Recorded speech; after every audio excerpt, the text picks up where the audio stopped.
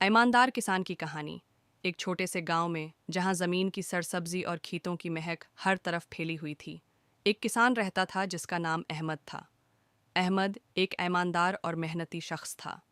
इसका गांव एक खूबसूरत वादी में वाक़ था, जहां सब कुछ खूबसूरती से सरसब्ज था।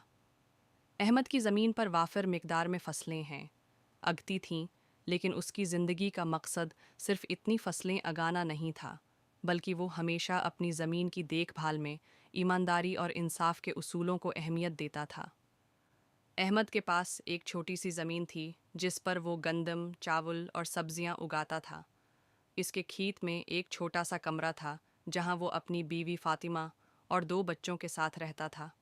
अहमद का ख़ानदान छोटा था, मगर वो हमेशा खुश रहते थे क्योंकि उनके दिल में मोहब्बत और ईमानदारी का जज्बा था। एक दिन अहमद की हिम्मत में अछले गए। ज़मीन पर एक अजीब वाक़या पेश आया। गांव के कुछ लोग उसकी ज़मीन से चोरी करने की कोशिश कर रहे थे। अहमद जब ये मंज़र देखने आया तो उसने फ़ौरन इन लोगों को रोका और कहा, ये ज़मीन मेरी मेहनत से कमाई हुई है, मैं उसका हक़ किसी और को नहीं देने दूंगा।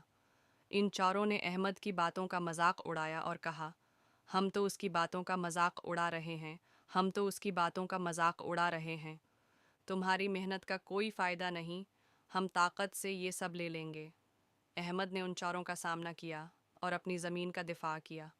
उसने उन्हें बताया कि ईमानदारी है से कमाई गई रोज़ी इंसान की इज़्ज़त और बरकत का बायस बनती है।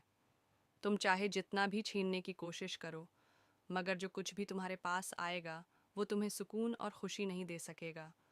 ये वाक़या गांव में मशहूर हो गया और अहमद की ईमानदारी की कहानी सबके दरमियान फैल गई।